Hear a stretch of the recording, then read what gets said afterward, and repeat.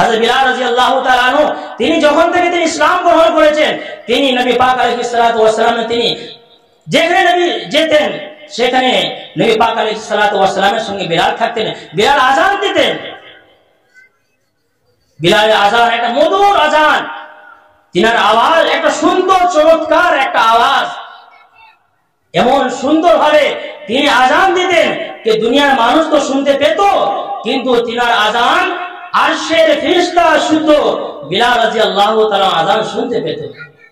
একদিন যে কোনো কারণবশতে বিলাল রাদিয়াল্লাহু তাআলা তিনি আযান দিতে পারেননি, অন্য একজন সাহাবী তিনি আযান দিয়েছে।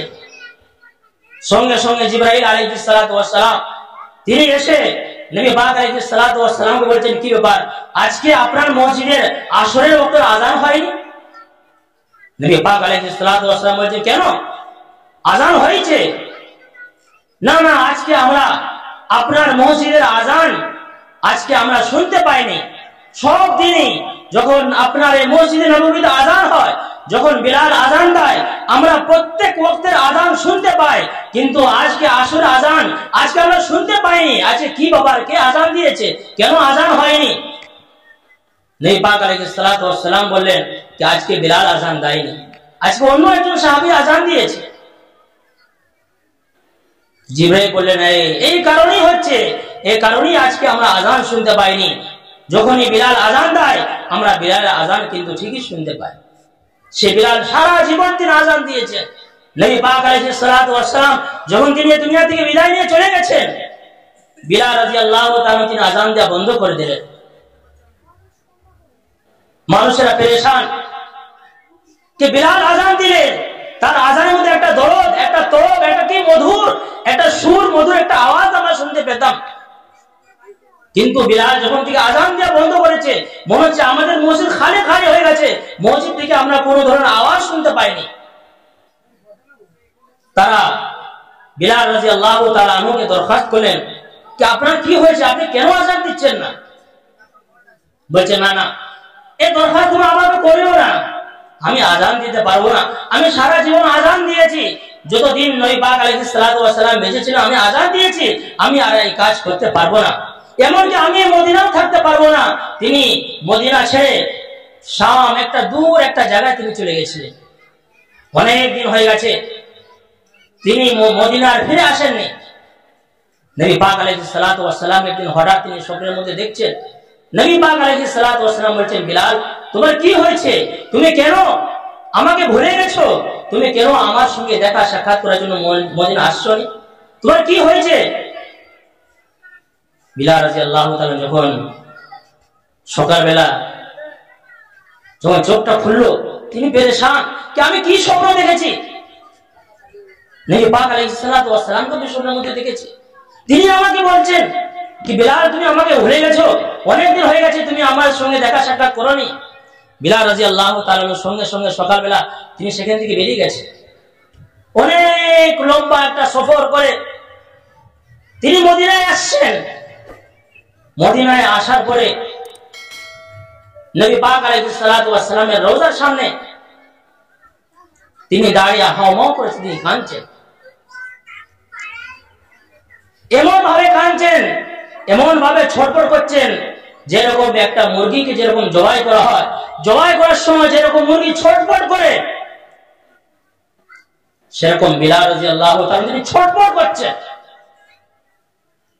তিনার কান্নার আওয়াজ শুনে রাসূল পাক আলাইহিস সালাতু ওয়াস সালামের নাতি হাসান হোসেন রাদিয়াল্লাহু তাআলা আনহুমা তিনারা ঘর থেকে বেরিয়ে আসলেন, দেখলেন বিলাল তিনি হাওয়া করে কাঁদছেন।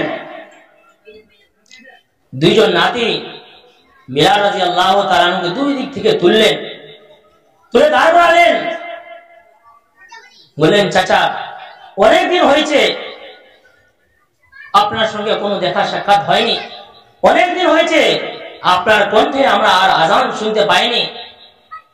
একটা দরখাস্ত আমরা করছি, আমরা নবীর নাতি, নবী আমাদেরকে প্রচন্ড ভালোবাসতো, সে ভালোবাসার ওয়াস্তা দিয়ে, সে ভালোবাসার ওসিলায় আমরা একটা আপনাকে দরখাস্ত করছি যে আপনার কণ্ঠে আমরা অনেকদিন আজান শুনতে পাইনি, আজকের আজান কিন্তু আপনি দিবেন, আপনার কণ্ঠে আমরা আজান শুনবো। বিলাল রাদিয়াল্লাহু তাআলা বললেন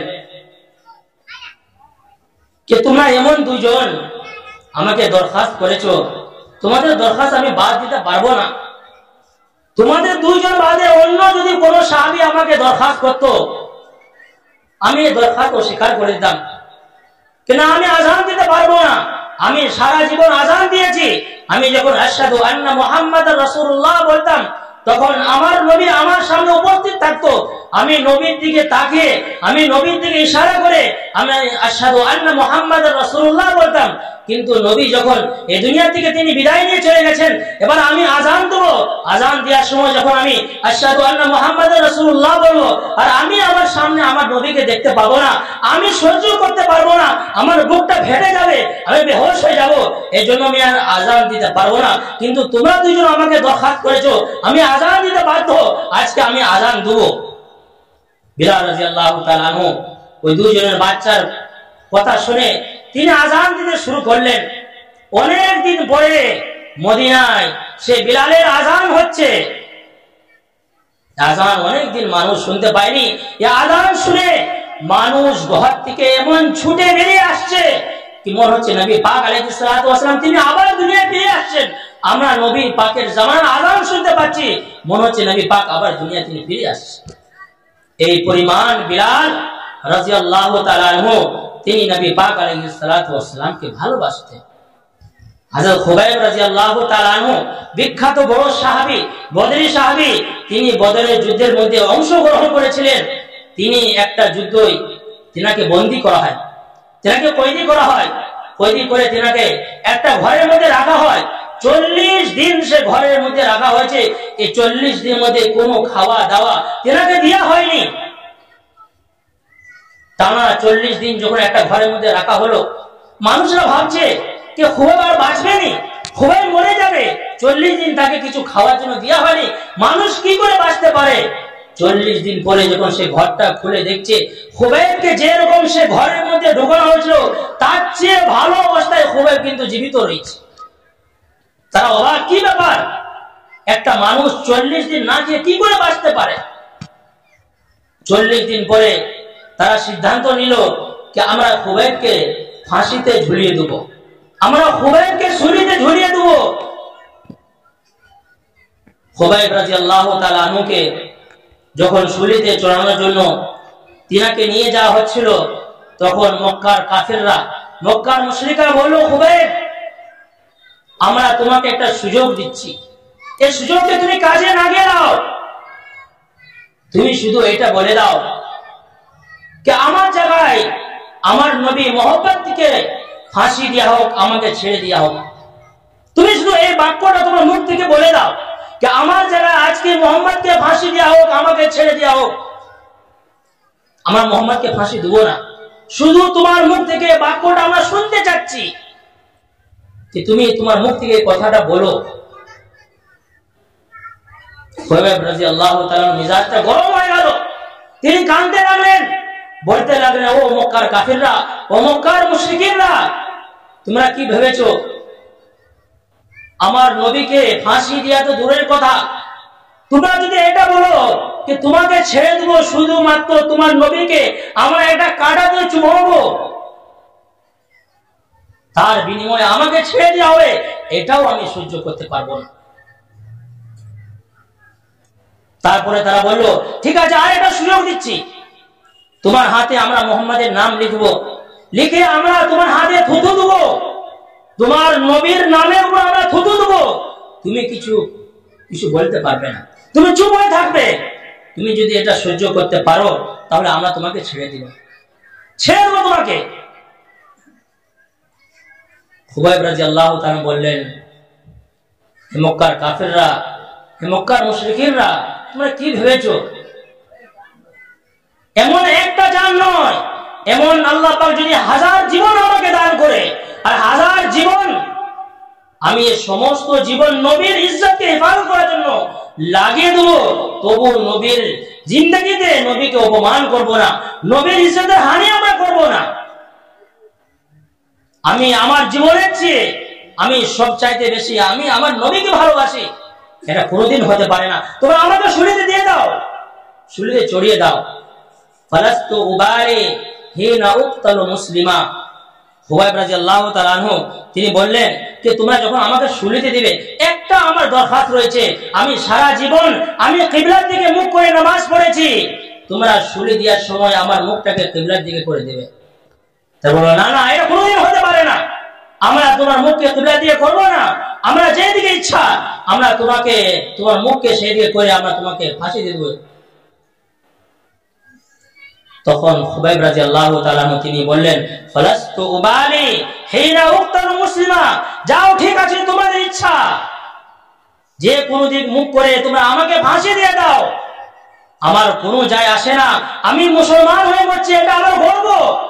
আমি মরছি, আমার অন্তরে আমার নবীর ভালোবাসা রয়েছে, আমার অন্তরে আল্লাহ পাকের ভালোবাসা রয়েছে। আমি আমার নবীর জন্য, আমি আমার আল্লাহ পাকের জন্য আজকে আমি আমার জান দিতে এসেছি।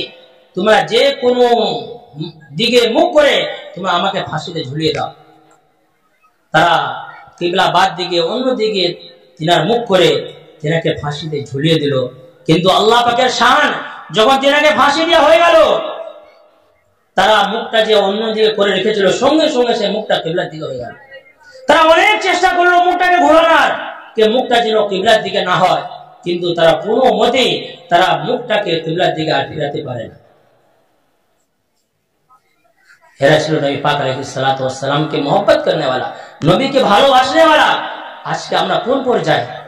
আজকে আমরাও তো সেই নবীর উম্মতি, আজকে আমরাও তো সেই নবীকে ভালোবাসি, কিন্তু আজকে আমাদের ভালোবাসা আর সাহাবায়ে কেরামদের ভালোবাসার মধ্যে এত পার্থক্য কেন? আমরা কেন নবীকে সে পরিমাণ ভালোবাসতে পারছি না? নবী পাক আলাইহিস সালাতু ওয়াস সালাম যে হাদিসটা আমি খুতবার মধ্যে পাঠ করেছি, মান আহাব্বা সুন্নতি ফাকাদ আহাব্বানি, যে আমার সুন্নতকে ভালোবাসবে সে যেন আমি নবীকে ভালোবাসি।